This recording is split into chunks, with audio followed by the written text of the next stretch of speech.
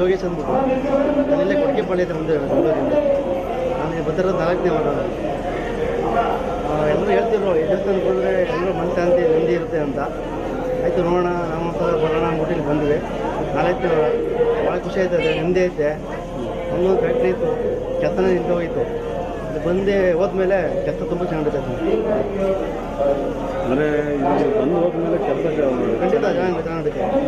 ಏನು ರಾಯರ ಪವಾಡ ಅಂತೀರ? ಖಂಡಿತ ಅಣ್ಣ, ರಾಯರ ಪವಾಡ. ಎಲ್ಲರೂ ಹೇಳ್ತಿರು ಇಲ್ಲಿ ಬಂದು ಹೋಗಿ ಅಂತ ಕೈ ಕಟ್ಟಿ ಅಂತಂದರು.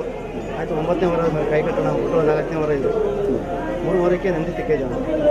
ಖಂಡಿತ ಪ್ರತಿ ವಾರನೂ ಬರೋಣ ಅನ್ನೋದು ಆಗ್ತಾ ಇದ್ದೀವಿ.